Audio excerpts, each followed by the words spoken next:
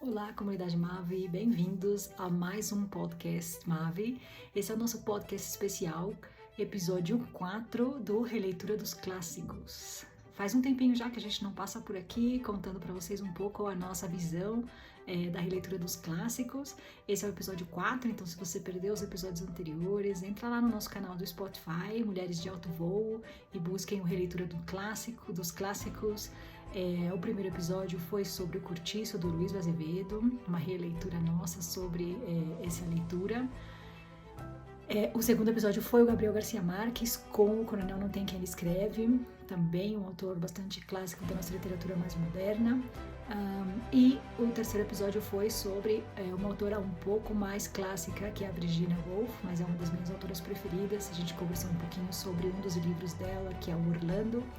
Então, se você perdeu qualquer um desses outros episódios, dá uma olhadinha lá no nosso canal do Spotify ou no nosso blog também, mulheresdeautovoo.com, para você depois acompanhar um pouco aqui o nosso histórico. Não precisa ver os outros episódios para ver este, mas se estiver interessado na literatura clássica, aí na nossa visão sobre a literatura, né, desses diferentes autores, está lá um pouco dos nossos comentários e a maneira como nós enxergamos um pouco esses livros que essas três grandes autores escreveram.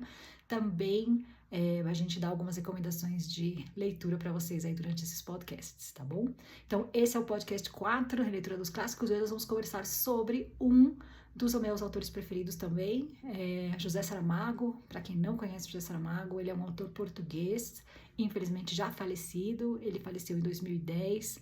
É um autor bastante interessante, particularmente eu gosto muito do Saramago, já li bastante dos livros dele. Ele deixou uma quantidade enorme de livros, então a gente não esquece, né, não se sente abandonado por ele, porque ele escreveu bastante durante a sua vida produtiva, né? Então, o Saramago é um autor que a gente tem que ter um pouco de paciência com ele, né? Então, se você nunca leu Saramago e é a primeira vez que você vai ler, a minha recomendação para você é não começar pelos clássicos, né? Os mais conhecidos ou os mais famosos dos livros dele, porque ele tem um tipo de escritura diferente. O que é diferente no Saramago?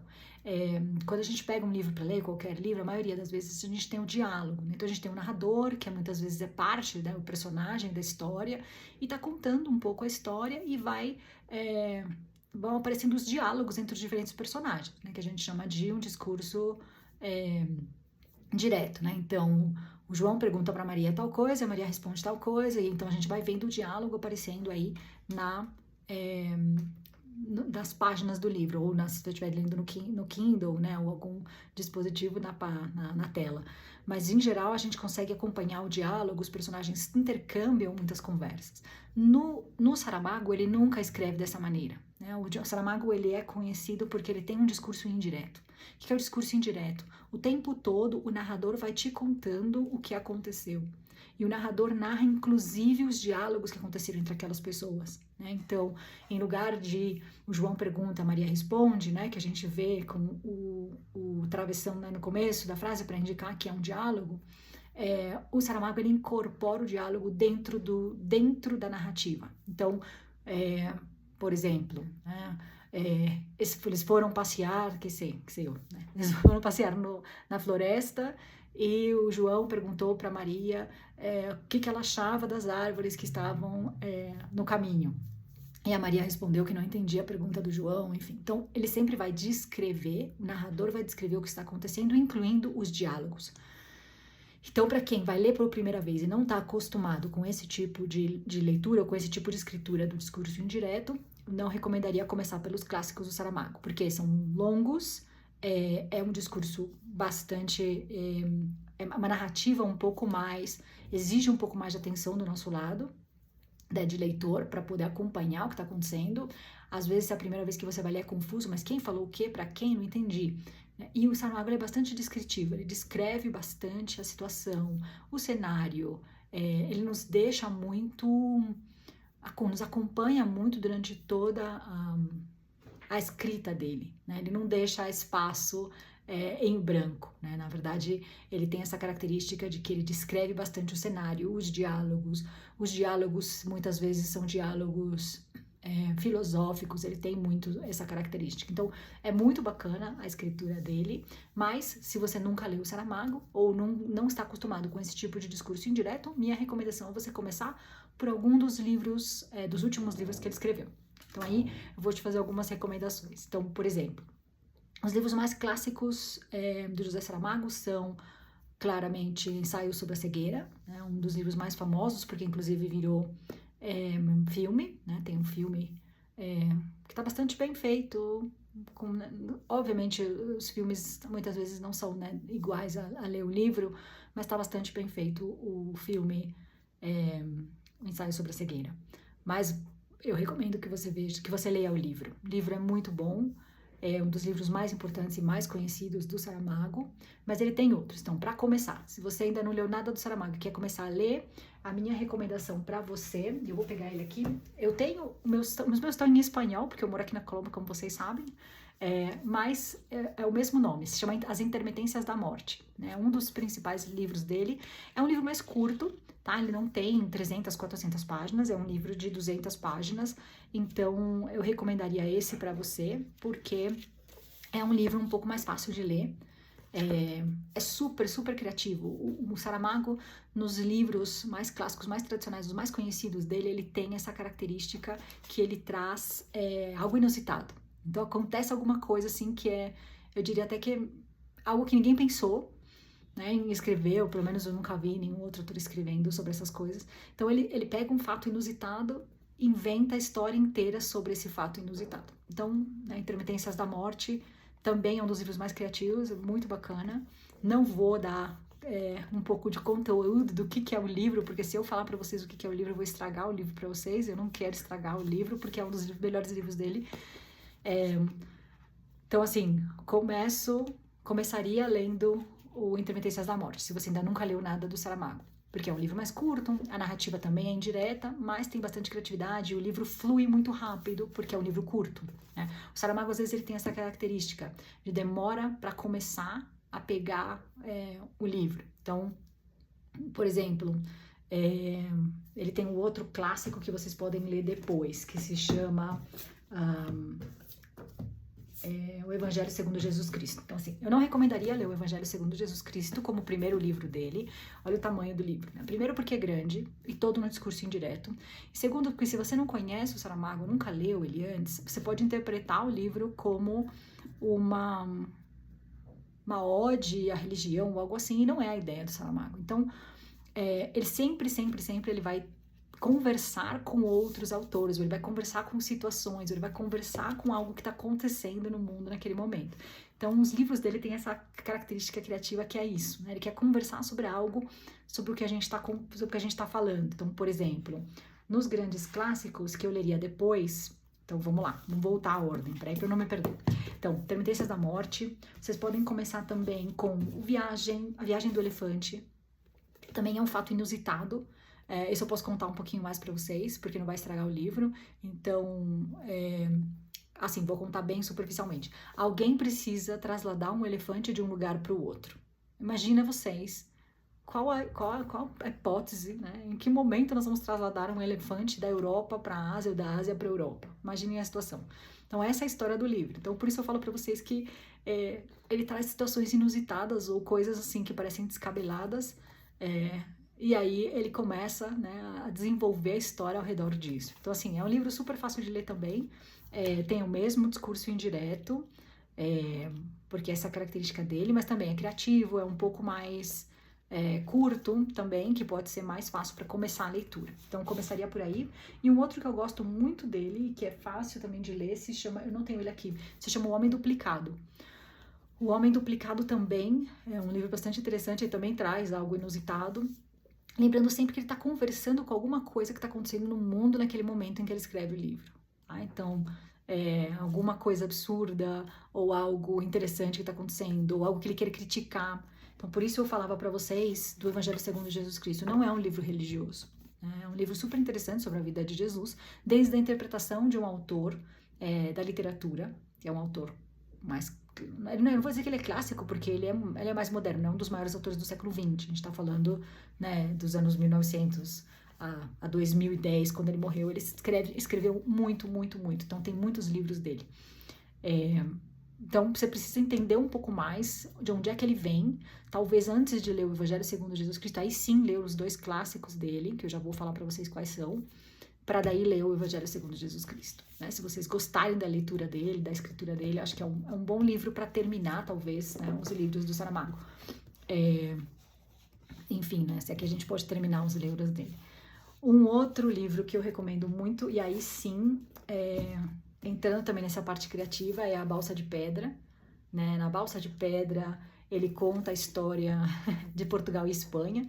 Vocês sabem que Portugal e Espanha está numa península da Europa, e todo o livro se basa porque essa península se desvinculou da Europa e começou a se separar, por isso chama Balsa de Pedra, né? É como que os 2 países começam a se separar da Europa, e aí ele desenvolve toda a história nesse caminho. Então imaginem, é esse tipo de situações, esse tipo de coisas que o Saramago cria, né? Essas situações inusitadas, ou seja, em que momento se separaria a península ibérica, né? Portugal e Espanha se separariam da Europa, e o que aconteceria se isso acontecesse de verdade, né? Então é super interessante o livro também, e você fica o tempo inteiro querendo saber o que vai acontecer. É um livro intermediário, não é tão curto e também não é tão longo quanto o Evangelho segundo Jesus Cristo, por exemplo, né? Mas eu começaria por aí. Ou, se vocês nunca leram nada dele e querem começar por algo mais curto, poderiam ler alguns contos, né, também do Saramago. Ele tem livros de contos. Eu especialmente gosto muito dos romances dele, então eu recomendaria ler os romances nessa ordem que eu tô contando para vocês. Então, Intermitências da Morte, Viagem do Elefante, Balsa de Pedra, O Homem Duplicado primeiro, depois ir para os mais clássicos como os ensaios, os famosos ensaios. E aí, Thaís, o que você vai contar para nós sobre os ensaios? Então, ele tem 2 ensaios, o ensaio sobre a cegueira e o ensaio sobre a lucidez. Em ambos, vocês vão entender por que eu digo para vocês que ele conversa com o que está acontecendo no mundo, né? Então, no ensaio sobre a cegueira, ele vai falar um pouco sobre a situação da humanidade, do ser humano. Eu não vou entrar em detalhes para não dar spoiler para vocês, mas só para contar para vocês que ele está conversando sobre a condição humana. Eu acho que é um dos livros que ele mais se conecta com a condição humana e a maneira como ele vê o ser humano desde a sua perspectiva de autor, né? Então, é muito interessante esse livro, é um dos melhores livros dele, obviamente. Não posso contar mais para não estragar. Não vejam o filme se vocês não leram o livro. Primeiro leiam o livro, porque o livro é muito bom. E se você ver o filme, você vai estragar o livro de alguma maneira. Então, primeiro leia o livro, vale muito a pena. E na sequência do ensaio sobre a cegueira, ele tem o ensaio sobre a lucidez, né? O ensaio sobre a lucidez é a sequência do ensaio sobre a cegueira. Então tem personagens, tem os mesmos personagens, ele vai desenvolvendo a história com base nos personagens, em alguns dos personagens que estão no ensaio sobre a cegueira. Então é uma série de ensaios, né, que são 2 nesse caso, que ele faz sobre a condição humana. E no ensaio sobre a lucidez, ele está falando especificamente sobre um tema que nos interessa muito ao ser humano e à democracia, né? Nós que vivemos em países democráticos, que é as eleições, as votações, né? Então, é só o que eu vou contar para vocês desses 2 livros, tá bom? Mas assim, antes de ler talvez Ensaio sobre a Cegueira e Ensaio sobre a Lucidez, começar pelos Intermitências da Morte, para ir se acostumando um pouco com o discurso dele, porque aí a gente vai entrar nos 12 ensaios talvez com um pouco mais de peso sobre como esse discurso vai funcionando ao longo, né, da trajetória do Saramago. E algo muito interessante sobre o Saramago, que ele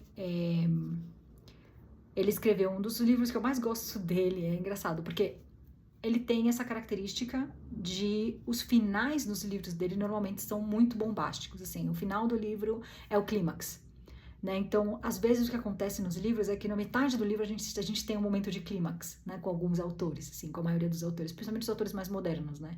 Que dão uma reviravolta e no meio do livro você tem, nossa, e agora como é que isso vai desenvolver? O Saramago, ele vai morno, né? O livro todo, vão acontecendo coisas interessantes, mas ele vai indo, e o final é o clímax, né? Pra mim, pelo menos a minha sensação sempre que eu leio o Saramago é que o final, eu tô esperando pelo final, porque eu sei que o final vai ser... Ele começa desde um lugar criativo e termina com um final, para mim, extraordinário. Então, eu tô sempre esperando o final, né, dos livros dele. E é uma característica que ele foi desenvolvendo ao longo do tempo, né? O primeiro livro dele se chama Claraboia, É um livro muito interessante também, porque essa capacidade descritiva que ele tem faz com que a gente consiga enxergar exatamente a situação. É como se a gente estivesse vendo um filme. A capacidade descritiva que ele tem é absurda, né? E o Claraboia é o primeiro livro dele. Ele nunca quis publicar em vida. Então, em 2010, quando ele morreu, o livro foi publicado. Ele tinha dito que esse livro ele só queria vê-lo publicado depois da morte dele, porque foi um livro que doeu muito para ele não conseguir publicar. Na época ele foi rejeitado por várias editoras, ninguém quis publicar o Claraboia. E a gente entende por quê, porque o Claraboia ele é o contrário de todos os livros do José Saramago. Né? O Claraboia ele começa super impactante, o clímax é as primeiras páginas do livro, as primeiras 100 páginas do livro. E o final termina assim, que você fica, mas cadê o Saramago aqui, né? Que se você já leu todos os livros dele, que vai ler o Claraboia depois, que foi o que aconteceu comigo, eu fiquei esperando o grande final e falei, ué, acabou o livro, né?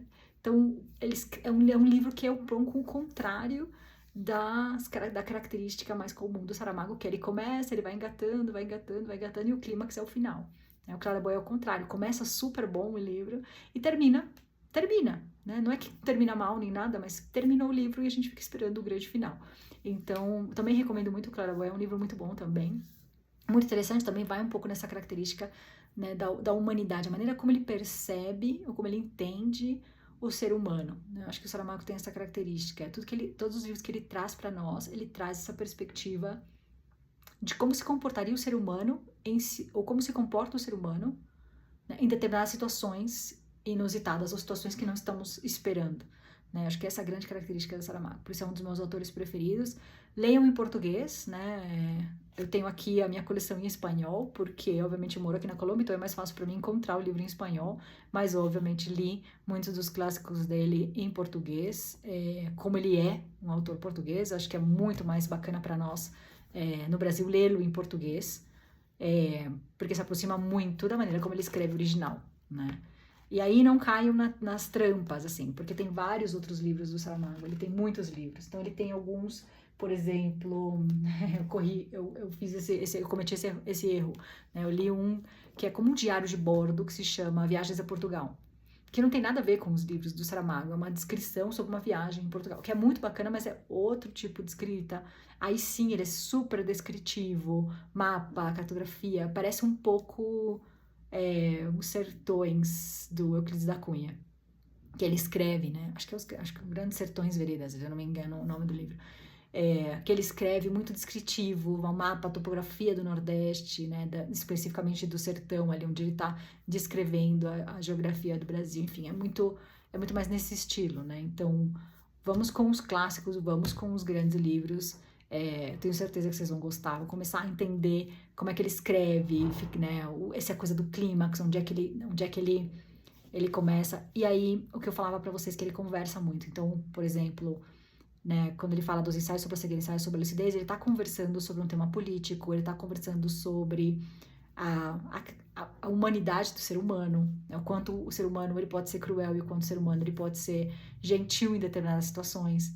Ele está conversando sobre um tema, né, com a religião, quando ele escreve o Evangelho segundo Jesus Cristo, ele está, né, questionando um pouco o tema da religião, né, ele conversa diretamente com a Bíblia e a história de Jesus, né, uma parte da Bíblia, obviamente. Quando ele escreve agora esqueci foi o nome do livro, quando ele escreve, né, determinados livros, ele está conversando sobre diferentes temas e com diferentes autores também. Por exemplo, o mito da caverna do Platão, né? Ele tem um dos livros dele, que agora eu esqueci o nome, eu ponho lá para vocês depois, que ele conversa com o mito da caverna do Platão, né? Então, é um autor muito inteligente, um autor que claramente conhece muitos textos clássicos, e ele escreve muitas vezes também conversando com esses textos clássicos, né? Como eu dava agora o exemplo do Platão e da Bíblia, né? Então, ele conversa muito também com outros autores, assim, né? Através da escrita, da maneira como ele escreve, da escrita dele, dos livros dele. Então, é muito bacana de ler, recomendo um montão. Não dei muitos spoilers aqui para não estragar os livros para vocês, mas escreve para nós, comenta como é que foi a leitura do Saramago, se vocês gostaram, o que vocês não gostaram, o que foi difícil. E também, se vocês quiserem que nós comentemos aqui algum autor específico, traz para nós, escreve lá nos comentários, deixa uma mensagem no nosso Instagram, no nosso blog. pra gente trazer aqui para vocês outros atores que vocês querem saber um pouquinho mais, tá bom?